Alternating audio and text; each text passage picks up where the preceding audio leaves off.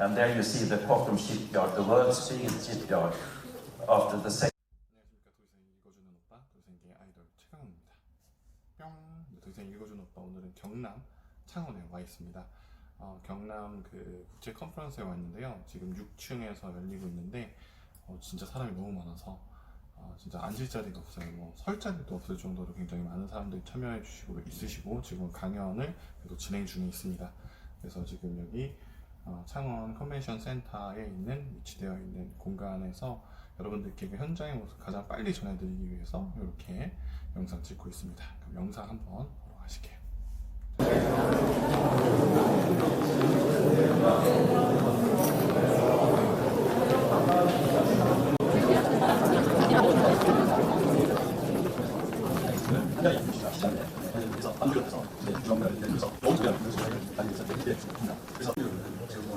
지역이었습니다.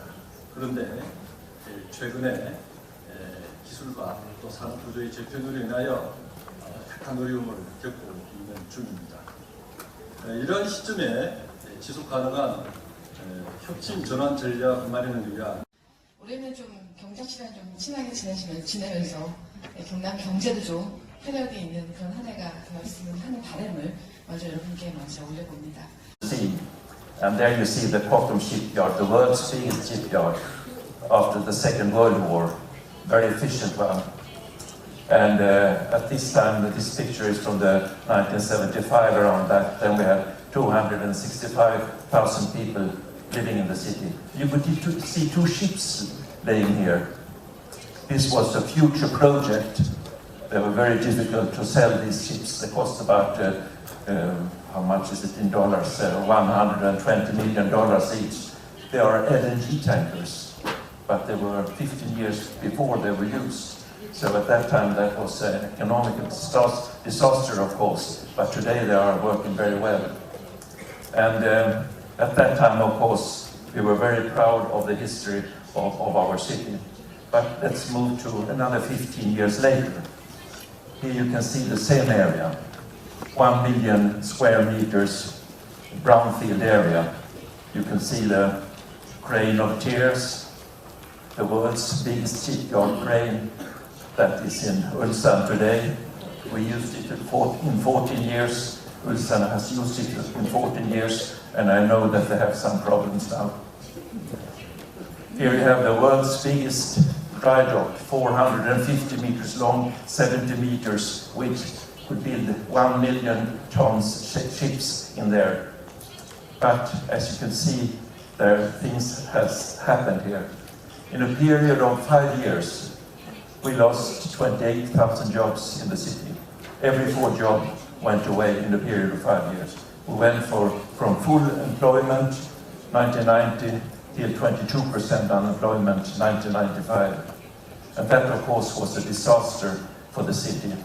We tried to help to get the Saab factory in here, but Saab was bought by the GM, and then they closed it down because it was too expensive to fabricate the cars in here. And there we were standing and looking for what will come from us for the future. And we have had a political discussion. 1985, I'm Social Democrat. 1985, the Conservatives won. 3 years later, 88, we won again. We raised the tax with 1%. They said we lower it 1%, so they won 1991. And then we won 1994 with, for the first time, own majority.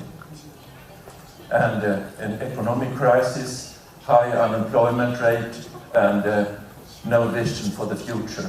And by the way, our soccer team, the best team in Sweden, lost the Champions League that year also. That, of course, made that the bottom went just out of the city.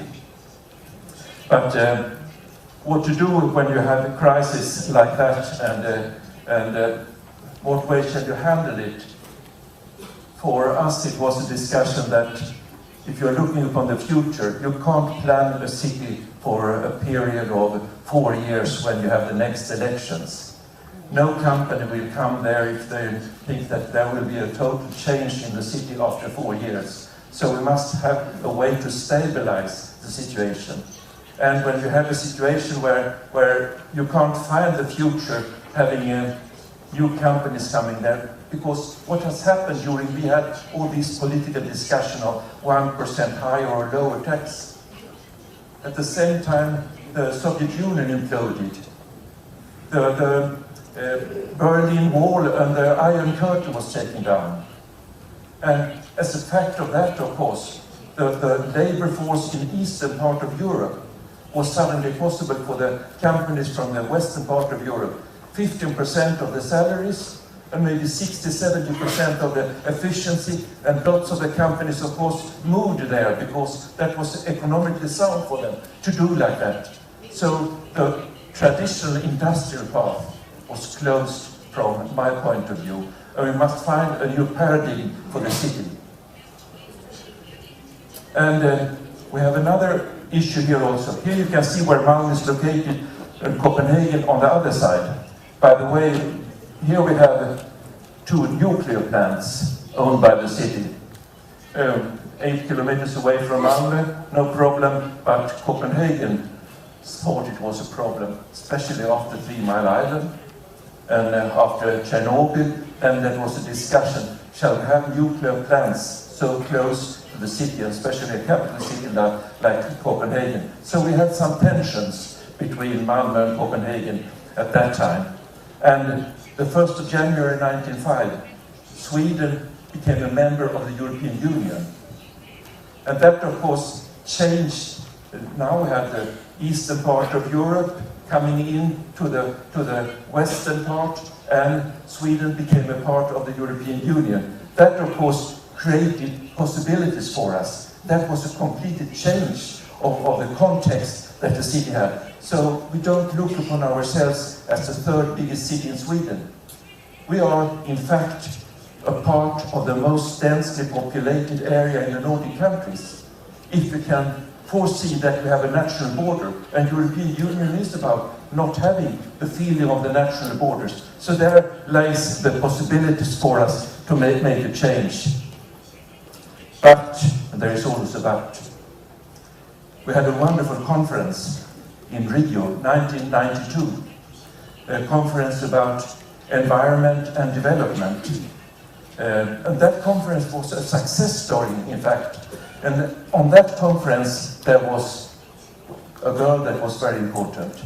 This, at that time, 12-year-old Severn Suzuki from Vancouver, that gave a speech to all the national leaders, mostly elder gentlemen. And she told them, what are you doing with the world? Will I and my children be able to experience coral reefs, rainforests? Will they be experiencing clean water and clean air? What world are you giving to us, the next generation? And that was sort of wake-up call, and you can say that the result of the Rio conference was, of course, a path to the Kyoto Protocol. Of course, Al Gore was successful, but then came Bush, and then that wasn't so much with a protocol from American point of view. But still, that had an impact. And it looks like the same when we have Greta Thunberg today, the 16-year young person talking about what we young persons think about what's happening in the world, and what we expect from you, the elder generation, to do to give us better possibilities for the future. So in that way you can say that it looks a little like that way that we had to handle there. And then we had this, what we thought a wonderful project. We are going to build a bridge between the Scandinavian countries and the German motorways. And we have had the Rio conference about greenhouse gases. And we were looked upon as dinosaurs that are making these awful projects that are giving even more carbon dioxide emissions